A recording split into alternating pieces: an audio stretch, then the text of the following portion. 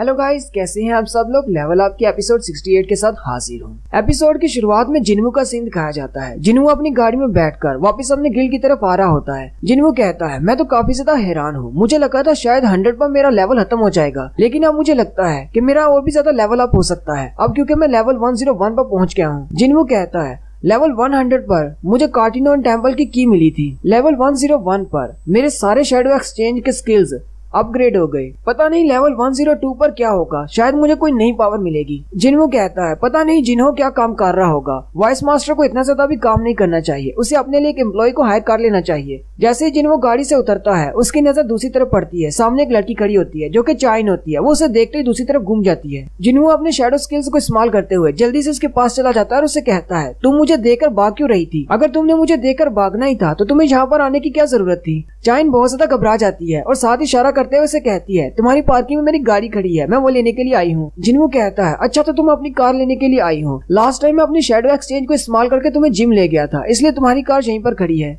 चाइन जिन्हू से कहती है, क्या तुम्हारे पास मेरे लिए थोड़ा सा टाइम है? जिन्हू थोड़ा सा हैरान हो जाता है, जबकि चाइन अपने आप में सोच रही होती है, आखिर तुमने उस लड़की के साथ अपनी पिक्चर लीक की हो, तुम्हारा उस लड़की के साथ ताल्लुक क्या है? कहीं तुम दोनों डेट तो नहीं कर रहे हैं? लेकिन वो जिन्हू से डायरेक्टली कुछ भी नहीं कहती। वो जिन्हू से कहती है, असल में मुझे तुमसे कुछ बात करनी है। मिन ब्यांगू ने मुझे एक मैसेज दिया था तुम्हारे लिए। ये बात सुनते ही जिन्हू बहुत ज्यादा हैरान हो जाता है। जिन्हू से कहता है, यहाँ पर बहुत सारे लोग हैं, चलो किसी प्राइवेट जगह पर चलते हैं जहाँ पर जाकर बात कर सके। फिर वो उसे ऊपर अपने ऑफिस में ले जाता है। चाइन जिन्हू से कहती है, लेकिन ऑफिस में तो कोई भी नहीं है।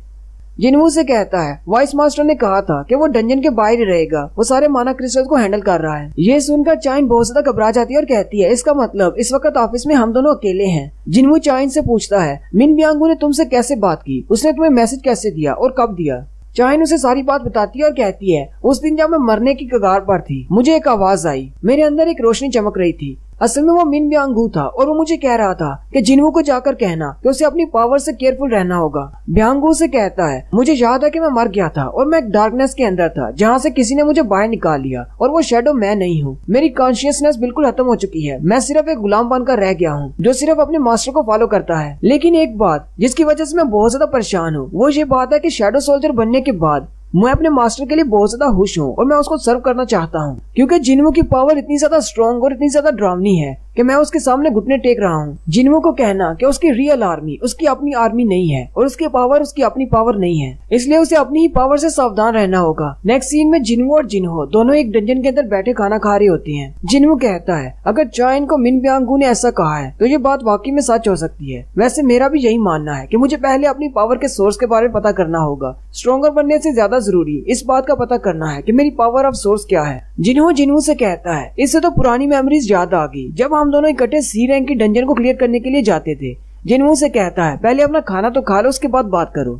जिन्हू से कहता है, तुम्हारे शैडो क्रीचर्स अपनी मर्जी से चल फिर सकते हैं, तो फिर क्यों ना उनको अपने काम करने दे, जबकि हम लोग आराम से बैठ सकते हैं। यहाँ पर नहीं हो तो उन्हें डंजन के अंदर भेज दिया करो। जिन्हू से कहता है, ऐसा नहीं हो सकता। जिन्हू से दूसरी तरफ इशारा करता है, एक चूंटी एक डेड बॉडी को खा रही होती है। जिन्हू कहता है, मुझे नहीं पता कि ये इडियट्स क्या करेंगे अगर मैं अराउंड ना हूँ तो। साथ ही जिन्हू से पूछता है, क्या तुम्हारी बहन जिना ठीक है? कहीं वो अभी तक ट्रामा में तो नहीं? जिन्हू से कहता है, डॉक्टर्स कहते हैं थोड़ा दिन रेस्ट करने के बाद वो बिल्कुल ठीक हो जाएगी। वैसे भी मैंने अपने सबसे बेहतरीन सोल्जर को उसके साथ लगा दिया है, वो उसे गार्ड करेगा। साथ ही जिन्हू कहता है, अब जबकि मुझे याद आ गया है तो चलो देखते हैं वो लोग क्या कर रहे हैं। जिन्हू अपनी स्पेशल स्किल सेंस शेयरिंग को एक्टिवेट करता है। जिन्हू अपने सारे शैडोज को देख सकता है कि वो क्या देख रहे हैं। जिन्हू सबसे पहले जिना की तरफ देखता है। जिना सो रही होती है जबकि वीरू वहाँ पर बैठकर टीवी देख रहा होता है। वो एक पुराना चाइनीज ड्रामा देख रहा होता है जिसमें कोई अपने किंग से बात कर रहा होता है और वो भी प्रैक्टिस कर रहा होता है कि कैसे अपने किंग से मुहातब होना है। जिन्हू कहता है, जिना तो सो रही है, मुझे पता होना चाहिए था कि बीरू पीछे से टीवी देखता रहता है और वो इस तरह के शोज देखता है, इसलिए वो इस तरह की बातें करता है। फिर वो अपनी मॉम की तरफ देखता है। उसकी मॉम मार्केट में होती है जो कि शॉपिंग कर रही है। नेक्स्ट वो चोई जोंग और जुनहो की तरफ देखता है। उनके साथ भी उसने अपने शैडो सोल्जर्स लगाए हुए हैं, वो भी आपस में फाइट कर रहे होते हैं। और लास्ट में जिन्हू चाइन की तरफ देखता है जो कि वॉशरूम में बैठी नहा रही होती है। ये देखते ही जिन्हू शर्माते हुए जल्दी से अपनी आंखें खोल लेता है और चिल्लाना शुरू कर देता है। जिन्हू से कहता है, क्या हुआ, क्या तुमने कोई बुरा सपना देखा? जिन्हू कहता है, अब मैं क्या करूँ, क्या क्या मुझे उससे माफी मांगनी चाहिए या फिर मैं उसे लंच करवा दूं? जिन्हू से कहता है, क्या तुमने जापान के एस रैंक के गेट के बारे में सुना है? क्या तुम्हें पता है सिर्फ 3 दिन रह गए हैं डंजन ब्रेक होने में, उसके बाद एस रैंक के मॉन्स्टर्स बाहर निकल आएंगे। मैंने सुना है कि वो पूरी दुनिया से एस रैंक के हंटर्स को इकट्ठा कर रहे हैं, क्या उन्होंने तुमसे कांटेक्ट नहीं किया? जिन्हू से कहता है, वैसे तो उन लोगों ने मुझसे कांटेक्ट किया था, लेकिन मेरे पास एक और मसला है जो मुझे हल करना है, इसलिए मैं वहाँ पर नहीं जा सकता। जिन्हू ने क्योंकि डबल लेयर डंजन में जाना है और उसके सिर्फ 27 घंटे रह गए हैं जब उसको लोकेशन के बारे में बताया जाएगा। जिन्हू कहता है, मुझे सिस्टम ने इनवाइट किया है, मुझे वहाँ पर जाना होगा और अपनी पावर्स के बारे में जानना होगा कि मुझे वहाँ पर जाकर कौन से जवाब मिलते हैं। जिन्हू कहता है, सिर्फ 1 दिन रह गया है, 1 दिन के बाद मुझे मेरे सारे सवालों के जवाब मिल जाएंगे। फिर वो दोनों उठकर चल पड़ते हैं। नेक्स्ट सीन रशिया का होता है। ड्रॉसवर्ड वाले यूरी ऑर्लोव से मिलने के लिए जाते हैं। यूरी ऑर्लोव उनसे कहता है, तुम लोग मेरे बारे में जानते हो, मैं एक नेशन लेवल का हंटर हूँ और मुझे बैरियर एक्सपर्ट भी कहते हैं। साथ ही वो बहुत ज्यादा ड्रिंक कर रहा होता है और कहता है, मैंने तुम लोगों की रिपोर्ट्स पढ़ी, तुम लोगों ने उस इलाके से सारे सिटीजन को निकाल लिया है, ये काम तो तुम लोगों ने बहुत ही अच्छा किया। वैसे मैंने एक और बात सुनी है कि जापान के पास सिर्फ 6 एस रैंक के हंटर्स हैं जो कि इस डंजन के लिए बेच सकते हैं। सुगीमोटो से कहते हैं, हाँ ये बात बिल्कुल ठीक है,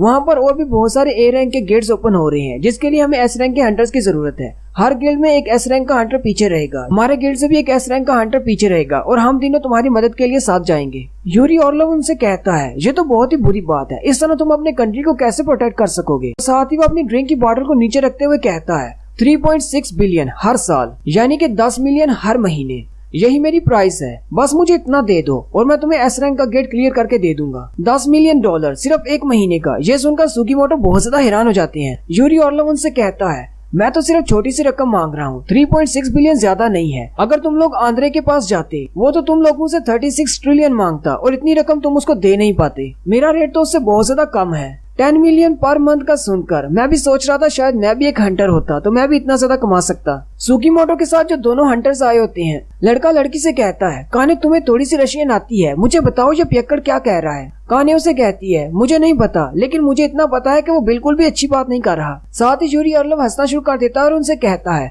तो फिर क्या फैसला किया तुम लोगों ने? क्या तुम लोग $10 मिलियन पर मंथ में अपना कंट्री खरीदना चाहते हो या फिर नहीं?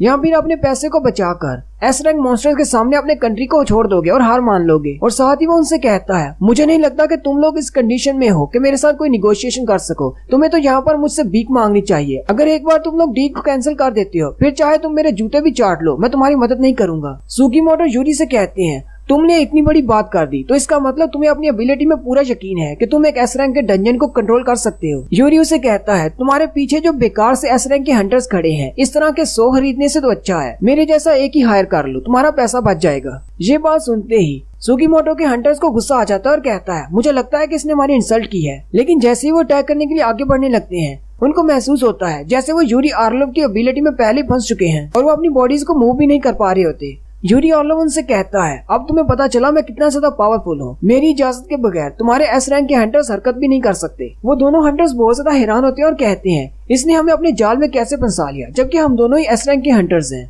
हम तो अपनी बॉडी को बिल्कुल भी मूव नहीं कर पा रहे।